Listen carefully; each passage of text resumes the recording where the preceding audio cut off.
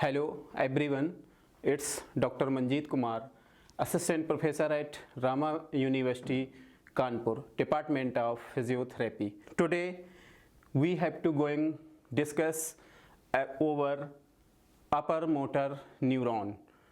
So in this video, I will be talking about what is the upper motor neuron and when these get damaged, so what happens, what is the results. So number of conditions can be seen in the world which is due to involvement of these upper motor neurons. We have to discuss one by one, and these should be considered about like this. First one, we are going to discuss about what is the introduction and what is the causes for the upper motor neuron disorders and what are the number of motor pathways and what is their functions.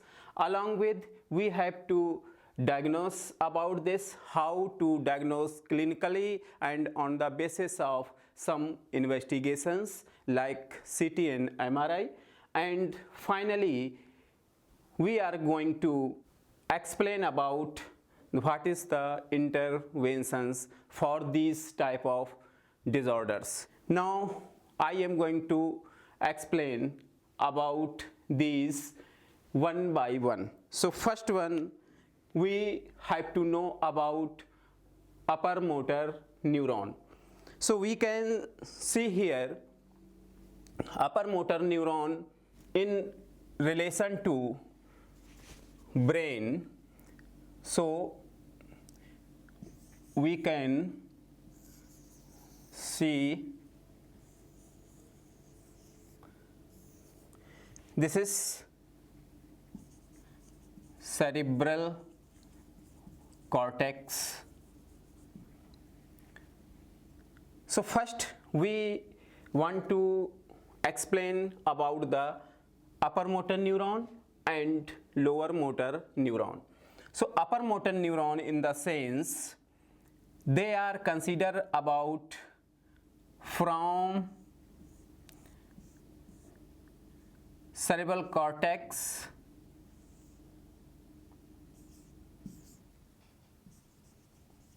hypothalamus, then internal capsule and other areas of brain like this. This is midbrain. This one is pons, and this is about medulla, and after that this is the TS of spinal cord. So what is the upper motor neuron? And in contrary to that, there are lower motor neuron. What is the clear boundary or clear difference in both these upper motor neuron and lower motor neuron? From cerebral cortex to the anterior horn cells.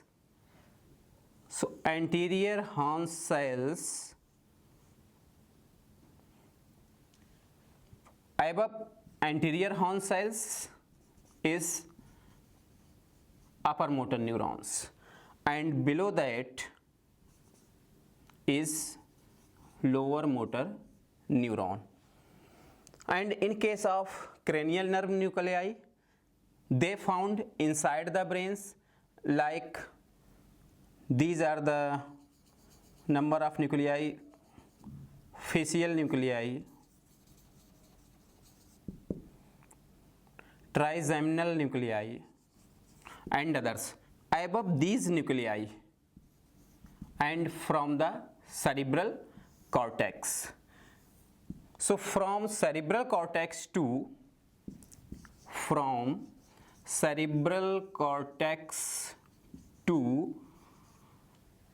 the above, the motor cranial nerve nuclei, it is called as upper motor neuron. So upper motor neurons are two types. One is, while considering about the anterior horn cells, above the anterior horn cells, which is lies inside the anterior gray column of spinal cord. So above this is called as upper motor neuron, and below this is lower motor neuron. And in relation to cranial nerve nuclei, above the motor nerve nuclei of the cranial nerve, this is the upper motor neuron. So upper motor neurons are of two kinds. One is which is related to cranial nerve nuclei, and other one is which is related to anterior horn cells. So we have to go through the etiology. What is the cause behind upper motor neuron syndrome or disorders? So now etiology. Regarding this, we have to discuss about the some conditions. So we need some examples for this, like stroke, motor neuron disease, any tumor, even any kinds of inflammation and swelling in the brain. These all and also others can lead to damage to the upper motor neuron. So when there is a damage of these motor tracts, so there is a development of some clinical sign and symptoms, and these will lead to upper motor neuron syndrome. Stroke may include whatever it is, hemorrhagic or ischemic. Hemorrhagic in the sense most commonly subdural hematoma. So subdural hematoma is most commonly found in these cases, and they gets damage to the motor tracts, and finally this will lead to development of the upper motor neuron disorders. And while considering about MND in the sense, these are of many kinds, like ALS, amyotrophic lateral sclerosis, progressive bulbar palsy, primary lateral sclerosis, and also primary lateral sclerosis. So these are the different kinds of motor neuron diseases. So these motor neuron diseases lead to number of symptoms, and these causes the upper motor neuron disorders. We are going to discuss about two tracts which is mostly or mainly involved in the upper motor neuron disorders. These two are pyramidal tracts, and other one is corticobulbar tracts. So now let's have a look at over the pyramidal tracts and corticobulbar tracts one by one. So first we are going to explain about what is pyramidal tracts, because when these tracts are involved, there is a clinical sign and symptoms that is related to upper motor neuron disorders. So now pyramidal tracts, what it is? Now let's have a look at pyramidal tracts. Pyramidal tracts, also called as corticospinal tract. So what it is and from where it takes origin and where it ends. It starts from base cells, that is called as giant cells, and from here it takes origin and it goes towards the midbrain, pons and medulla through the internal capsule, and it at the level of medulla, here it decussates and here it forms two tracts, that is called as anterior corticospinal tract and another one is lateral corticospinal tract. Here this pyramidal tracts, most of the fibers crossed, and they found almost 80 to 90% of this tracts fibers, and here is 10 to 20%. So most of the fibers get crossed when it reaches up to the medulla. Here over the medullary pyramids it crosses over, that's why it is called as also pyramidal tracts. So this is about the what is the pyramidal tracts. Now second one is corticobulbar tracts. Corticobulbar tracts, they start from cerebral cortex,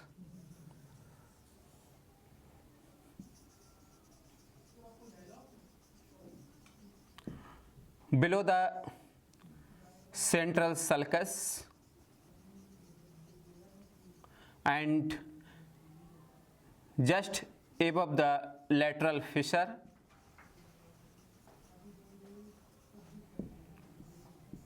and just front to the central sulcus. This is the precentral gyrus, that is area number 4 according to Brodmann classifications. So this area is responsible for the origin of the corticobulbar tracts.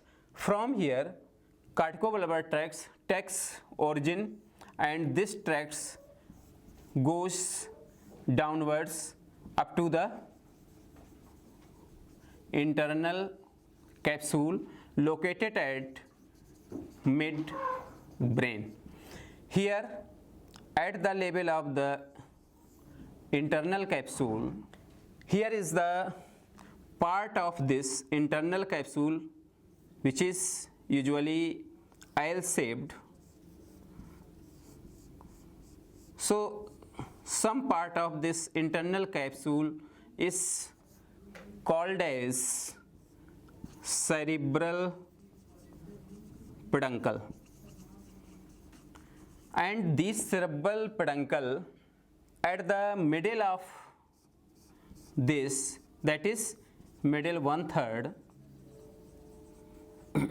here is this part is called as crus cerebri.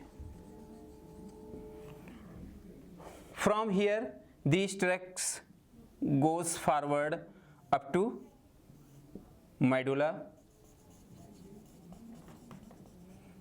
They end, so in this way they ends at the medulla as well as pons. When they inside the midbrain at the internal capsule level. This is called as cortico-mesencephalic tracts, and when it ends at the pons, these are called as cortico-pontine tracts, and when it ends at the medullary level, they are called as corticobulbar tracts. So these corticobulbar tracts are like this. Here from cerebral cortex they takes origin and continue go through the midbrain, pons and medulla, and according to level over the midbrain, pons and medulla, these are called as cortico-mesencephalic tracts at the level of the midbrain, cortico-pontine tracts at the level of the pons, and corticobulbar tracts at the level of the medulla. So this is about the corticobulbar tracts. So now we have to focus over the other tracts which are like this. Other tracts. First, already I have discussed about this, that is pyramidal tracts or corticospinal tracts. Second one is corticobulbar tracts. Third one is colliculo-spinal tracts, or also called as tectospinal tracts, and vestibulospinal tract, and rubrospinal tract, and reticulospinal tract. Other than these two that already we have discussed, these other four are also motor tracts which are most commonly involved in these type of neurodegenerative disorders or other traumatic conditions. These are also gets involved leading to UMN sign and symptoms. So what are their functions actually? So second heading, that is motor pathways and its functions. So now we are going to discuss about the what are their functions one by one. So first one, pyramidal tract. Pyramidal tract is mostly involved in the voluntary movements of the body, means upper limb, lower limb and trunk. Now corticobulbar tracts, these are the tracts which are involved in the action of the head, neck and face, means facial musculature, swallowing and tongue movements all are of come in the category of the corticobulbar tracts, which is controlled by this. And what is the colliculo-spinal tract, also called as tectospinal tract? So it is responsible for when any visual stimuli affect the person. In response to that, there is a movement of the head. So head movement in response to visual stimuli. This is involuntary movement and come in the category of the colliculo-spinal tract. Next one is vestibulospinal tract. So vestibulospinal tracts is involved in the balance and posture. So this is causes the adjustment of the posture in relation to balance. And next one is rubrospinal tract. Rubrospinal tracts involve in the involuntary adjustment of the arm in relation to balance. And last one is reticulospinal tract. It is involved in the involuntary activities in relation to balance.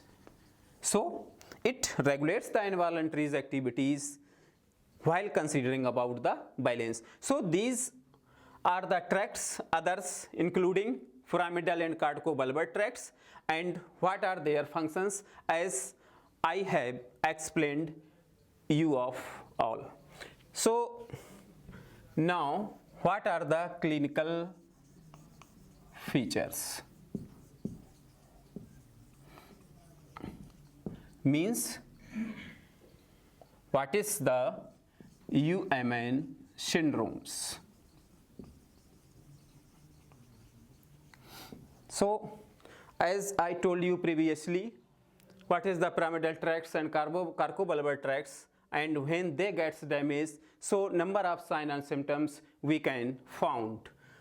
They are like in UMN syndrome we can found increase tone, means hypertonicity. Second, clonus, repetitive action of the spastic muscles. Next, spastic paralysis, loss of superficial reflex, means superficial reflex, that is abdominal reflex and abnormal plantar response, that is also called as Babinski sign. This sign can be found also when childs are below 2 years, because below 2 years there is not properly myelination of this corticospinal tracts.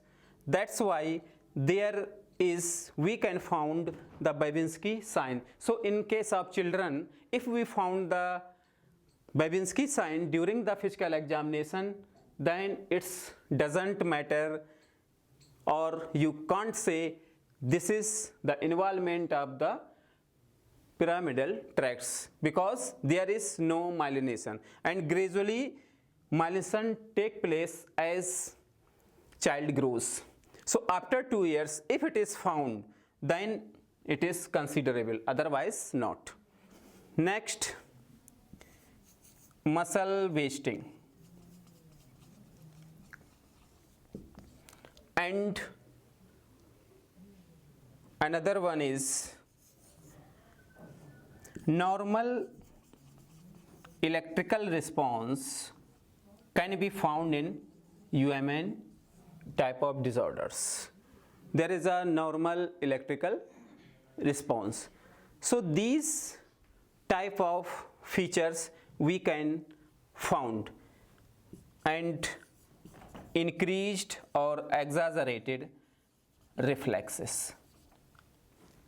So therefore, if we found these type of signs and symptoms in our patients, so on the basis of that we can conclude that there is a chance of UMN syndromes. So these syndromes can be identified on the basis of these clinical features or findings. Now we have to go through next, that is diagnosis. So on the basis of MRI and CT, we can found any lesion or trauma or any problem inside the brain. To explain this conditions, what is the upper motor neuron disorders? So we can take an example, like in case of facial palsy, we can found or we can differentiate it is a UMN or it is a LMN. So actually our focus is over the UML type of lesion. In UMN type of lesion, we can see when there is an involvement of facial nerve, there is, we can assume like this is the brain, left and right. So as I have talked about the corticobulbar tracts, which supplies 50% is fibers of this tract get crossed in comparison to pyramidal tracts.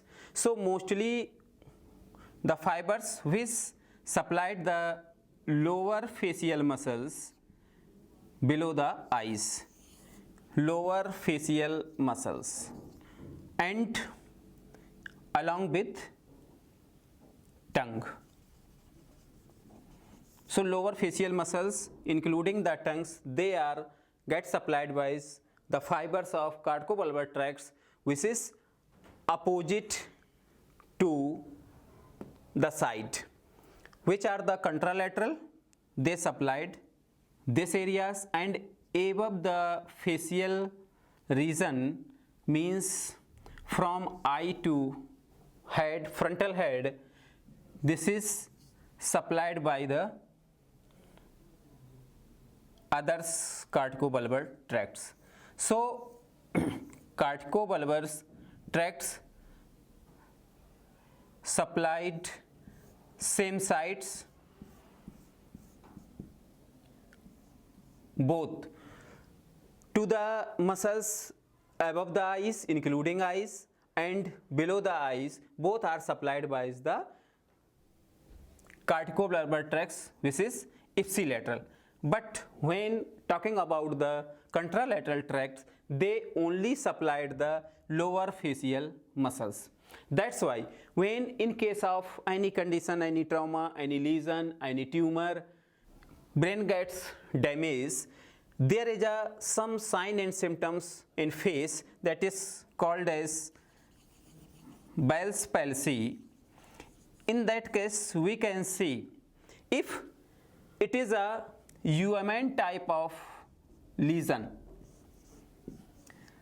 so patient is able to raise his eyebrows, both eyebrows he or she can raise if there is a UMN type of lesion, because here these areas are supplied by those ipsilateral as well as contralateral.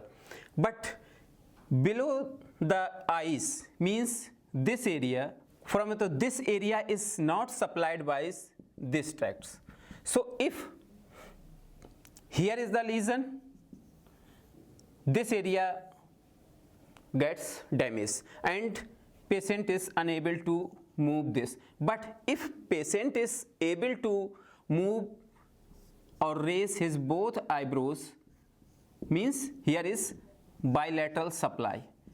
If one sided supply get obstructed, he can take another supply from opposite side. So that's why these functions remains intact in the UMN lesion. So on the basis of this UMN and LMN type of categories, we can explain how it is affected and how they gets affected when there is any lesion or tumor inside the brain. So these are the signs, symptoms and about the diagnosis, and now we have to focus over the interventions. Interventions in the sense physical interventions. So physical interventions would be on the basis of clinical findings. We have to manage spasticity. Second, we have to decrease tone. We have to work over muscles to improve his strength. Due to spasticity, when some muscles get contracted or stiffened, that can be stretched. So stretching of that particular muscles which are affected or stiffed, and lengthening of the involved muscles. So these are the measures that we have to take into account for the management of these type of upper motor neuron disorder. So this is the all about the upper motor neuron disorder. Thank you.